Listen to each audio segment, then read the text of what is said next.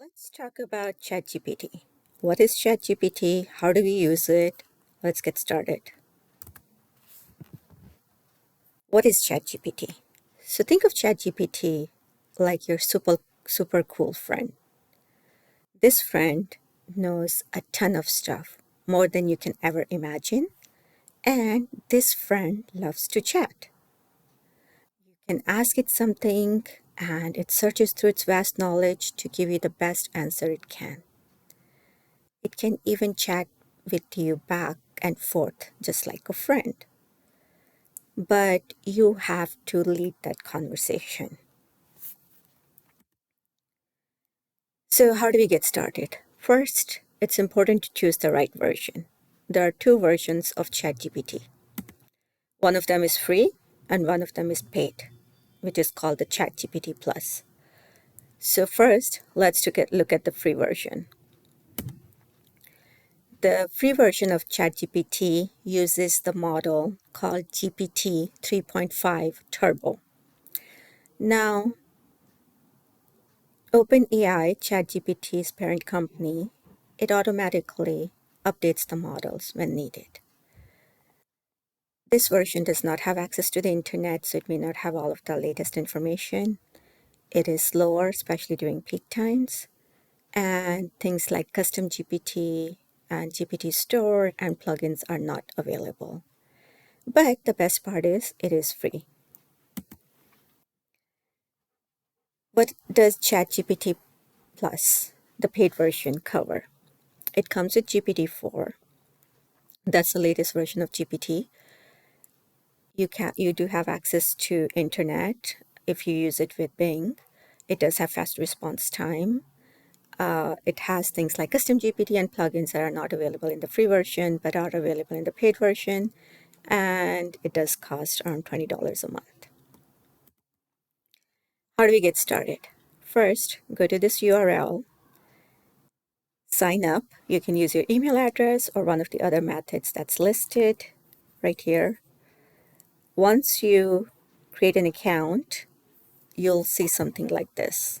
It gives you some examples, it tells you what kind of capabilities it has, and it also tells you the limitations.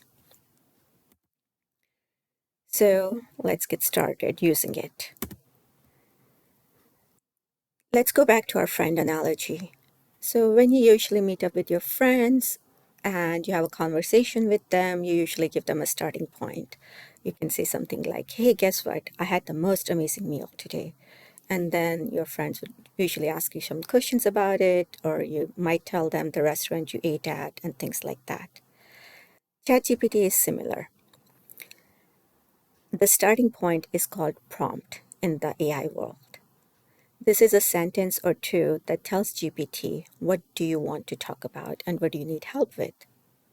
The better the prompt, the better GPT can understand what you're looking for, and then it gives you a response accordingly.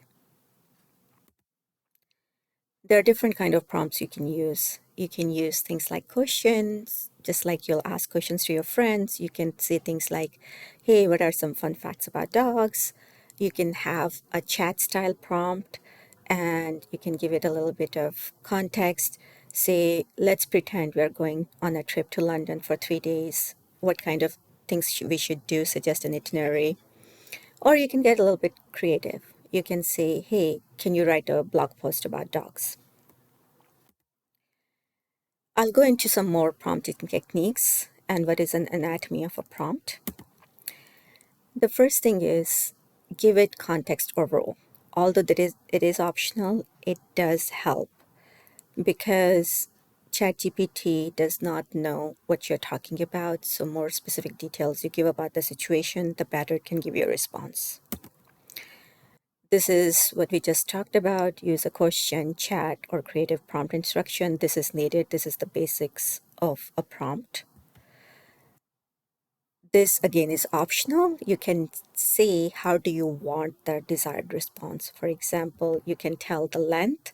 Hey, I want 200 words, or I want 300 words, or I want, if you're doing a tweet, you can say, I want 15 words, 20 words, whatever it is. You can also indicate the tone that you would like to be. For example, if you want it to be super formal, you can tell it that. You can make it conversational, you can make it humorous, just tell the tone you would like it to be, the response in.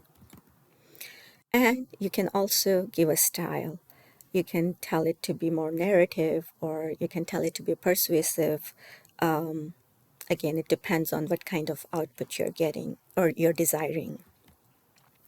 And then you can also outline the desired structure. For example, you can say that give the answer to me in list or in bullet points, or you can also tell it give it to me in a table format, and then it structures it accordingly. Another optional thing you can do is you can provide examples to illustrate how you want your desired output to be. This will again will tell ChatGPT what you're looking for. So this can include like sample sentences or paragraphs. For example, you can give it some paragraphs from your writing that you have done earlier. You can give some code snippet if you're doing coding or doing programming, and you can also give it the desired formatting. You can give it an example. How do you want it for specific reports or emails? So again, the one thing that's definitely needed is number two, which is the instruction. So you can use the chat, question, or creative prompt, like we discussed in the previous slide. The things that are optional, context or role, I definitely recommend. Desired output is something useful. Examples, again, they're useful depending on what you're looking for. So based on this is an example. The context is we are working on a marketing campaign for a new fitness app. Your role is a marketing specialist. The instruction is write a catchy social media post promoting the app. And the desired output is keep it concise, under 140 characters, and use an enthusiastic tone. So again, we're mentioning the tone here. So this is, again, you can post an example if you wanted to follow certain things. So the example that's listed here, or you have another example, you can give it that. And then ChatGPT, based on this information, will give you the prompt or will give you the answer, the desired output. There are some tips and tricks because ChatGPT sometimes is like a friend who gets drunk and texts. So you have to be careful. Some tips I like to follow is stay on topic. So that means guide the conversation, keep it focused on the subject you're interested. If you feel that ChatGPT is providing nonsensical responses or it seems confused, gently steer it back on track and or try asking your question or your prompt in a different way. And then you can also ask it that if you do not understand, do not make things up, ask me. So you can specify those kind of instructions to ChatGPT. Also be careful about sensitive topics and biases. Do not use offensive or inappropriate language, just like with your friend. You don't want to be rude, so be polite, recognize biases, be mindful that there could be biases in the data that it's trained on. It may not always be 100% correct, and evaluate the responses critically, especially if you're, for example, using the free version and there are things where you need the most latest information and ChatGPT does not have that. So make sure whatever you get from ChatGPT, review it, evaluate it, make sure it's correct. So now that you know how to use ChatGPT, you know the basics of prompting, what will you use it for? Please mention in comments. I would love to hear what you will use ChatGPT for or what you have used it for already. Thank you.